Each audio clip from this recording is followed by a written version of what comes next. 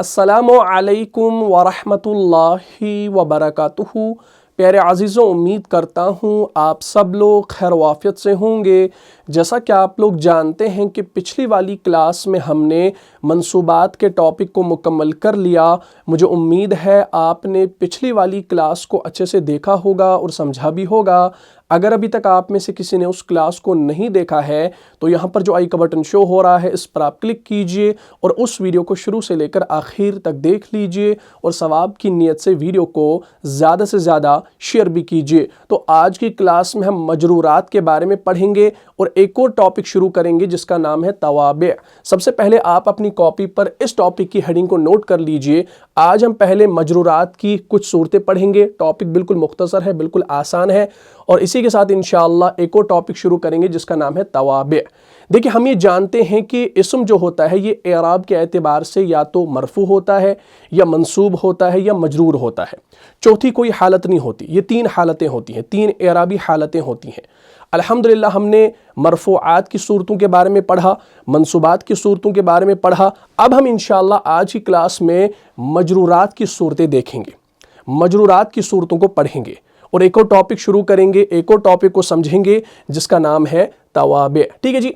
सबसे पहले मजरूरात को समझ लीजिए। मजरूरात से क्या मुराद है, यानी जो हालत जर में हो। ठीक है ना। अब याद रखें कि इस्म जो होता है ये सिर्फ दो सूरतों में ही मजरूर होता है। कितनी सूरतों में? दो सूरतों में। बस ये आपने मुख्तसर याद रखना है, नटशल में याद रखना है। कुरान में हो या किसी भी अरबी किताब में हो, इस्म जो होगा वो दो सूरतों में ही मजरूर होगा। तो वो दो सूरतें कौन सी हैं उनको आप नोट करें। मैं यहां पर लिखूंगा इस्म दो सूरतों में ही मजरूर होता है। सिर्फ ये दो सूरतें आपने याद रखनी है। ठीक। पहली सूरत क्या होगी? बिल्कुल आसान है कि जब वो इस्म मुजाफ इलै हो। जब वो इस्म क्या हो? मुजाफ इलै हो। ये पहली सूरत है। और दूसरी सूरत क्या है? बिल्कुल आसान है। आपने वो मुरक्कबी जारी वाला टॉपिक पढ़ा होगा, उसमें आपने वो हरूफ जारह पढ़े होंगे जो 17 हरूफ हमारे थे। तो जब इस्म से पहले हर्फ जर आ जाता है तो वो जो इस्म होता है वो आपका मजरूर बन जाता है। तो हम यहां पर लिखेंगे जब वो इस्म हर्फ जर के बाद आए। ठीक। तो इस सूरत में भी वो आपका क्या होगा? हालत जर में होगा। और हमने वो 17 हरूफ पढ़े हैं। कौन से? बाओ, ताओ, काफो, लामो, वाओ, मुजो, मुज, खला, रुब्बा, हाशा, मिन, अदा, फी, अन, अला, हता, इला। तो ये 17 हरूफ हमारे आ गए, यानी जिनको हम हरूफ जारह कहते हैं। और इनके बाद जो इस्म आता है वो हालत जर में आता है। ठीक है जी। मजीद अगर आपने इसको देखना हो, ये दोनों टॉपिक्स मैंने नाउन्स वाली क्लासेस में पढ़ाए हैं। नाउन्स वाला प्लेलिस्ट आप देखें, उसमें मैंने मुरक्कबे इजाफी वाला टॉपिक भी पढ़ाया है डिटेल से और मुरक्कबी जारी वाला टॉपिक भी पढ़ाया है। उनको इंशाल्लाह जब आप देखेंगे तो आपको जुमले बनाना आ जाएगा इंशाल्लाह। ठीक। तो इस्म जो है ना वो दो सूरतों में ही मजरूर होता है। पहली सूरत जब वो इस्म मुजाफ इलै हो और दूसरी सूरत जब वो इस्म हर्फी जर के बाद आए। ठीक है जी। अब सबसे पहले हम ये पहली वाली सूरत देखते हैं कि जब वो इस्म मुजाफ इलै हो। इसका क्या मतलब है? जैसे मैं यहां पर लिखूं, ये आपने समझा भी है, मैं आपको समझा देता हूं। जैसे अल्लाह का रसूल।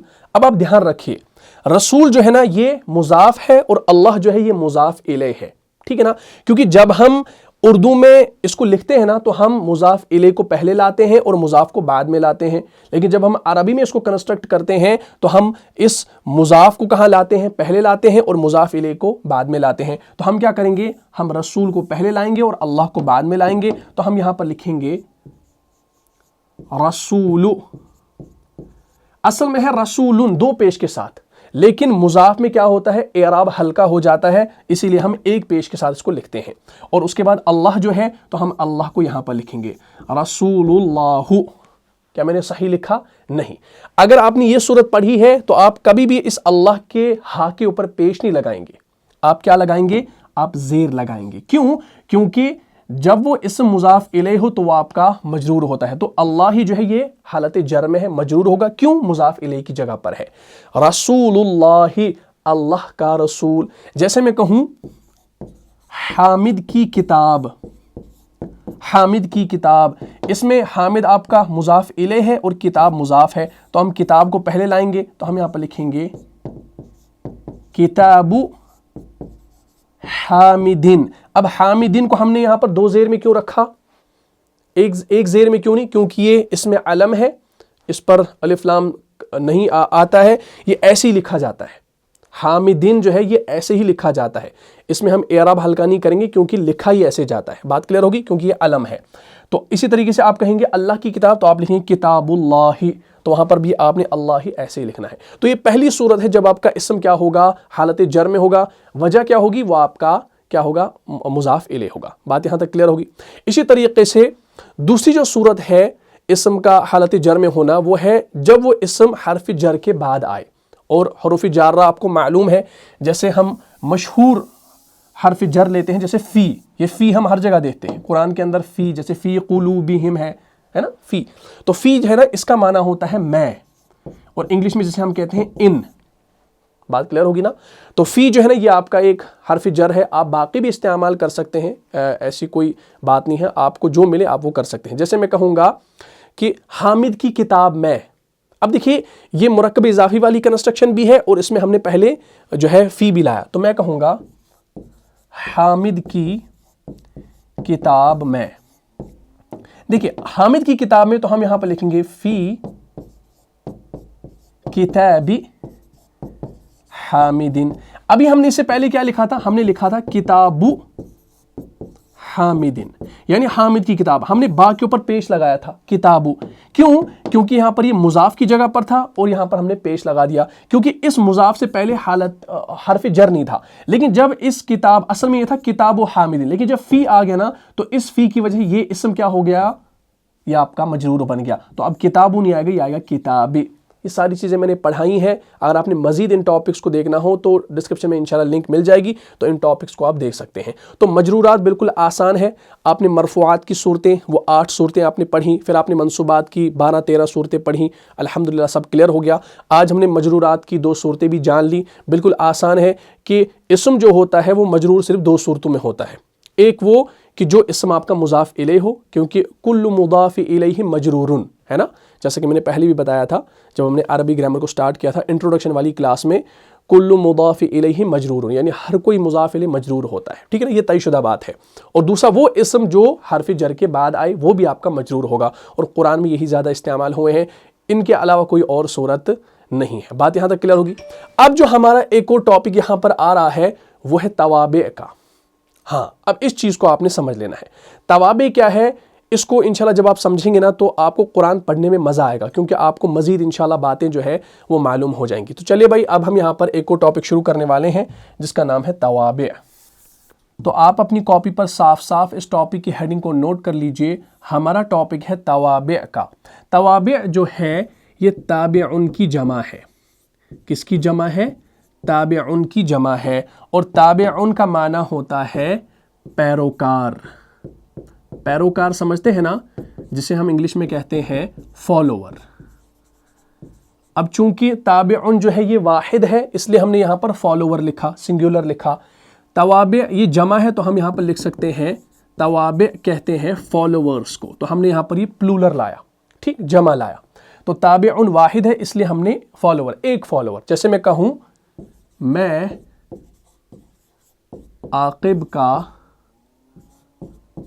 تابع ہوں، یعنی میں عاقب کا پیروکار ہوں، یعنی میں اس کی تقلید کرتا ہوں، یہ بھی ہم کہہ سکتے ہیں، یعنی میں اس کا فالوور ہوں، سوشل میڈیا ہینڈلز پہ میں اس کا فالوور ہوں۔ تو تابعن جو ہے یہ واحد ہے، اور توابع جو ہے یہ تابعن کی جمع ہے، اور اس کا معنی ہوتا ہے پیروکار، جسے ہم انگلش میں کہتے ہیں فالوور۔ بات کلیئر ہوگی؟ یعنی میں عاقب کا تابع ہوں۔ تو اس چیز کو آپ نے سمجھنا ہے، اور ہر ایک پوائنٹ کو آپ نے نوٹ کرنا ہے۔ تو ہمارا جو ٹاپک ہے وہ ہے توابع کا۔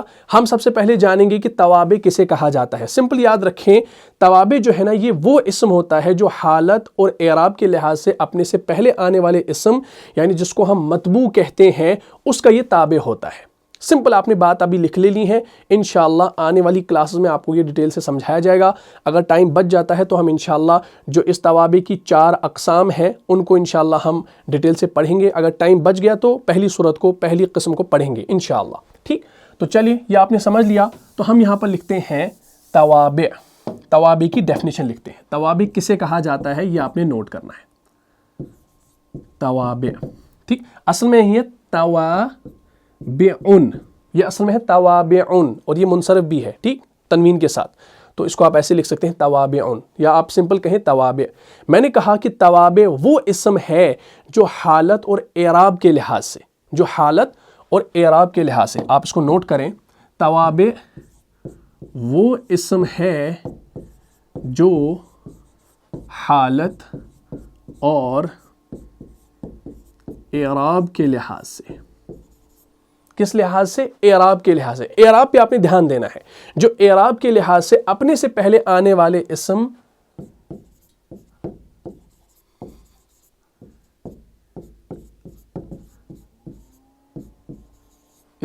اور وہ جو پہلے آنے والا اسم ہوتا ہے نا اسے ہم کہتے ہیں متبوع. کیا؟ تو اس کو ہم بریکٹ میں لکھیں گے، اسے ہم کہتے ہیں متبوع. یہ انشاءاللہ میں ابھی سمجھاؤں گا کہ یہ متبوع کیا ہوتا ہے. پہلے آپ اس کو صاف صاف اپنی کاپی پر نوٹ کریں. تو وہ اسما جو حالت اور اعراب کے لحاظ سے اپنے سے پہلے آنے والے اسما جس کو متبوع کہتے ہیں اس کا تابع ہو، کا تابع ہو. ٹھیک، سب سے پہلے آپ اس تعریف کو اپنی کاپی پر صاف صاف نوٹ کریں، یا آپ اس کا اسکرین شاٹ بھی لے سکتے ہیں. جلدی سے آپ اس کا اسکرین شاٹ لے لیجئے پہلے، جلدی. 1 2 3 ہو گیا. چلیں، توابعن وہ اسم ہے جو حالت اور اعراب کے لحاظ سے اپنے سے پہلے آنے والے اسم جس کو ہم متبوع کہتے ہیں اس کا تابع ہو. اب آپ سوچ رہے ہوں گے کہ بھائی اس میں یہ جو تابع آ گیا یہ تو سر کے اوپر سے جا رہا ہے، یہ تو سمجھ میں نہیں آ رہا یہ ہے کیا. لیکن جب آپ مثالوں کو سمجھیں گے نا انشاءاللہ آنے والی کلاسز میں تو آپ کو خود بخود سمجھ میں آ جائے گا. لیکن پہلے آپ نے ان تمام چیزوں کو نوٹ کرنا ہے اپنی کاپی پر صاف صاف، کیونکہ جب ہم کل کو انشاءاللہ مزید اس کو پڑھیں گے تو تب میں کہوں گا کہ توابع تابع یہ الفاظ آپ کے سامنے رکھوں گا، تو ان الفاظ کو سن کر آپ کنفیوز نہ ہوں، اس لیے پہلے میں آپ کو یہ چیزیں سمجھا رہا ہوں. ٹھیک ہے جی. تو توابعن وہ اسما جو حالت اور اعراب کے لحاظ سے اپنے سے پہلے آنے والے اسما جس کو ہم متبوع کہتے ہیں اس کا کیا ہو؟ تابع ہو. بات کلیئر ہوگی؟ اچھا، اس میں ایک اور چیز آ گئی، یہ متبوع. متبوع کسے کہا جاتا ہے؟ یعنی جس کی پیروی کی جائے. اس کو بھی آپ نوٹ کر لیجئے. متبوع کہا جاتا ہے جس کی پیروی کی جائے. اس کو بھی ساتھ ساتھ نوٹ کر لیجئے. متبوع کہا جاتا ہے جس کی پیروی کی جائے، یعنی جس کو فالو کیا جائے. تابعن کسے کہا جاتا ہے؟ جیسا کہ میں نے ابھی کہا کہ تابعن جو ہے یہ توابع کی جمع ہے جس کو ہم کہتے ہیں فالوور، یعنی جو فالو کرنے والا ہو، خود بنفس نفیس فالوور. اور متبوع کہتے ہیں جس کو فالو کیا جائے. فار ایگزامپل میں سوشل میڈیا پہ کام کرتا ہوں، ٹھیک ہے نا، میں آپ کو پڑھاتا ہوں یا انسٹاگرام پہ میں ریلز پوسٹ کرتا ہوں، بہت سارے لوگ مجھے فالو کر رہے ہیں. تو میں کہہ سکتا ہوں کہ میں کیا ہوں؟ میں متبوع ہوں جس کی کیا کی جا رہی ہے؟ پیروی کی جا رہی ہے. اور آپ کیا ہیں؟ آپ تابع ہیں، یعنی آپ فالوور ہیں. کس کے؟ میرے فالوور ہیں. ٹھیک ہے نا، جیسے آپ یوٹیوب پہ مجھے دیکھتے ہیں، آپ نے سبسکرائب کر رکھا ہے چینل کو، تو آپ میرے تابع ہیں، آپ میرے فالوور ہیں. میں ایسے آپ کو سمجھا رہا ہوں. ٹھیک. اور میں کیا ہوں؟ میں متبوع ہوں، یعنی جس کی پیروی کیجیے، یعنی جس کو آپ فالو کر رہے ہیں. تو اس طریقے سے انشاءاللہ آپ یہ سمجھیں گے. بات کلیئر ہوگی؟ تو ان کو آپ پہلے لکھ لیجئے. اب میں انشاءاللہ آپ کو یہ چیز سمجھاؤں گا کہ یہ توابع، یہ متبوع کیسے وجود میں آئے ہیں، اس کو سمجھنے کی ضرورت کیا ہے. دیکھیے، عربی گرامر میں کیا ہے کہ عربی گرامر میں 4 قسم کے اسما ایسے تھے جن کا اپنا کوئی اعراب نہیں تھا. فار ایگزامپل جیسے ہم نے جانا ہے کہ فاعل جو ہوتا ہے وہ مرفوع ہوتا ہے، یعنی رفعی حالت میں ہوتا ہے، 2 پیش کے ساتھ آتا ہے، پیش کے ساتھ آتا ہے. اور ہم نے یہ بھی جانا تھا ابھی کہ مضاف الیہ جو ہوتا ہے وہ حالت جر میں آتا ہے، مجرور ہوتا ہے. تو یہ انڈرسٹوڈ ہے. لیکن عربی میں 4 قسم کے اسما ایسے تھے جن کا اپنا کوئی اعراب نہیں تھا، بلکہ ایسے اسما اعراب میں کسی نہ کسی دوسرے اسم کو فالو کرتے تھے، دوسرے اسم کے تابع تھے. تو ان کو توابع کا نام دیا گیا عربی گرامر میں. بات کلیئر ہوگی نا؟ تو ہم اس کو یوں بھی لکھ سکتے ہیں شارٹ فارم میں کہ وہ اسما جو حالت اور اعراب کے حوالے سے اپنے سے پہلے آنے والے اسم کے جیسے ہوں، یعنی ہو بہو ویسے ہوں. ہم ایسے لکھ سکتے ہیں. اعراب اور حالت کے اعتبار سے بات کر رہا ہوں میں، عدد اور جنس کے اعتبار سے بات نہیں کر رہا. وہ اسما جو حالت اور اعراب کے حوالے سے اپنے سے پہلے آنے والے اسم کے جیسے ہوں. بات یہاں تک کلیئر ہوگی. اور جس کی وہ اتباع کر رہے ہیں اسے کیا کہا جاتا ہے؟ اسے متبوع کہا جاتا ہے. جس کی اتباع کی جائے یعنی کسی کو فالو کیا جائے اس کو متبوع کہا جاتا ہے. اور اتباع جو کرنے والا ہو، جو فالو کرنے والا ہو، اسے کیا کہا جاتا ہے؟ اسے تابع کہا جاتا ہے. جیسا کہ ابھی میں نے آپ کو سمجھایا، تابع ہوتا ہے فالوور اور متبوع ہوتا ہے جس کو فالو کیا جائے. بات کلیئر ہوگی؟ تو یہ ساری چیزیں آپ نے سمجھ لینی ہے. اچھا، ایک اور آسانی میں آپ کے لیے کر دیتا ہوں تاکہ آپ بات کو سمجھیں. وہ یہ ہے کہ متبوع جو ہے نا یہ پہلے آئے گا اور تابع بعد میں آئے گا. ٹھیک، چلے اس کو آپ لکھ لیجئے. متبوع پہلے آئے گا اور تابع بعد میں. ٹھیک، جب ہم انشاءاللہ ایگزامپلز دیکھیں گے نا تو اس میں انشاءاللہ یہ آپ کو کام آئے گا. پہلے آپ اس کو صاف صاف اپنی کاپی پر لکھیں. متبوع پہلے آئے گا اور تابع بعد میں، یعنی جس کو فالو کیا جائے گا نا وہ پہلے آئے گا اور جو فالو کرے گا نا اس کو وہ بعد میں آئے گا. فار ایگزامپل مجھے کسی کے گھر جانا ہے، مجھے راستہ معلوم نہیں ہے. میں کسی بندے کو کہوں گا بھائی مجھے فلاں کے گھر جانا ہے، کیا آپ کو راستہ معلوم ہے؟ تو وہ کیا کہے گا؟ ہاں مجھے معلوم ہے. تو آپ مجھے بتاؤ کیا میں اس کو فالو کروں گا یا وہ مجھے فالو کرے گا؟ بتاؤ. مجھے تو راستہ معلوم نہیں ہے، میں اگر آگے چلوں گا میں پتہ نہیں کس کس کے گھر میں جا کے رکوں گا. تو جس بندے کو میں نے رہبر بنایا ہے اس کو معلوم ہے کہاں جانا ہے، تو میں فالو کس کو کروں گا؟ اسی کو کروں گا نا. تو وہ ہو گیا متبوع، اور میں فالو اس کو کر رہا ہوں تو میں ہو گیا تابع. تو اب متبوع جو ہے نا وہ پہلے آئے گا اور تابع جو ہوگا وہ بعد میں آئے گا. بات یہاں تک کلیئر ہوگی؟ یہ ساری چیزیں آپ نے سمجھ لی. اب یہ جو تابع ہے نا، تابع، اس کی 4 اقسام ہیں. اس کی 4 اقسام ہیں. چلے میں یہاں پر اس کو نیکسٹ پیج پہ لکھ دیتا ہوں. تابع کی 4 اقسام ہیں.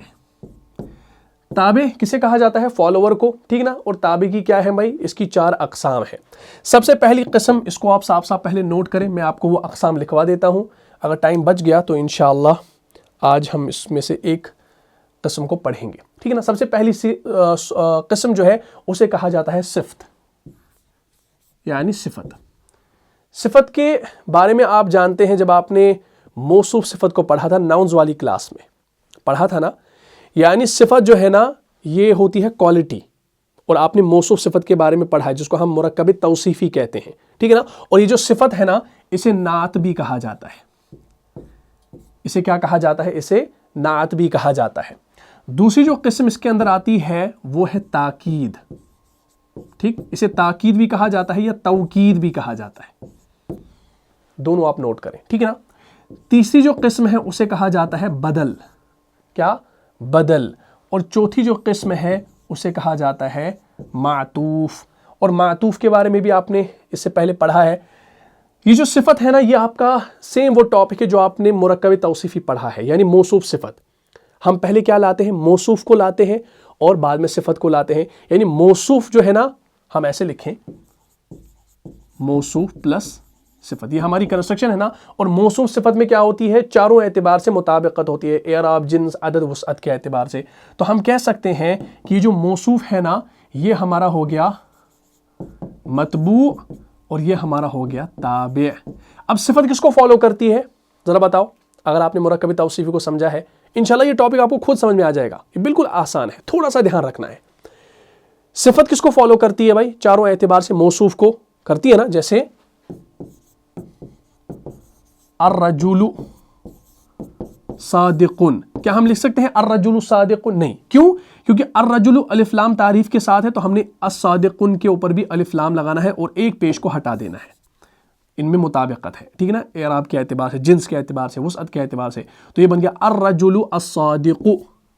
الرجل الصادق یعنی سچا آدمی، سچا آدمی. ٹھیک، سچا آدمی. یا ہم لکھیں گے اس کو، اگر ہم نکرہ بنائیں گے، رجل صادق، ایک سچا آدمی.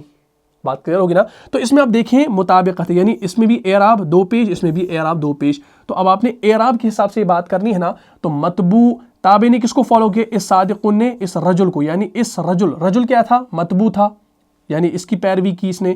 اور یہاں پر یہ کیا تھا؟ یہ پیروی کرنے والا، یعنی یہ تابع تھا، فالوور تھا، اس کا فالوور رجل کا. تو اس لیے اس نے کیا کیا؟ فالو کیا. تو یہ سیم آپ کا موصوف صفت ہو گیا.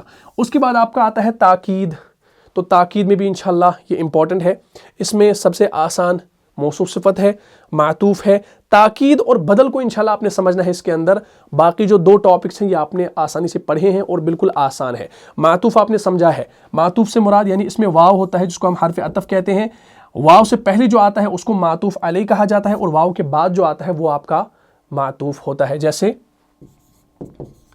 हामिदुन व खालिदुन, इसमें वाव अतफ है, पहला मातूफ अलैह है और बाद वाला मातूफ है। बिल्कुल ईजी है, ये आसानी से समझ में आ जाएगा। तो मेन अब जो मसला है इसके अंदर वो है हमारा ताकीद और हमारा बदल। इसको इंशाल्लाह आपने समझ लेना है, ये बिल्कुल आसान है।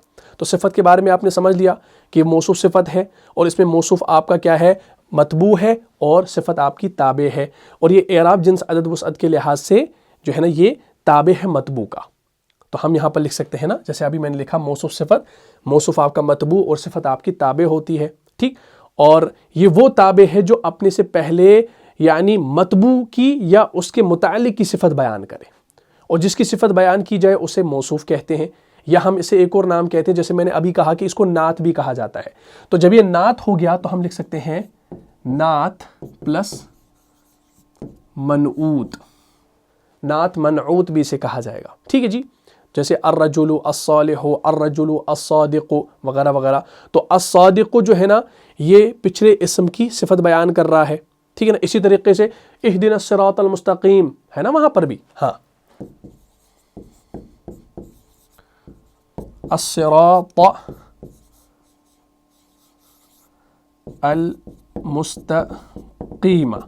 अब देखिए अस्सिराता के ऊपर ज़बर है क्योंकि आपका ये मफ़ऊल बिही है, मफ़ऊल बिही है और मफ़ऊल सानी भी है, क्योंकि इहदिना हमें क्या कर, हिदायत अता कर, किसकी, रास्ते की। कौन सा रास्ता, मुस्तकीम, सीधा रास्ता।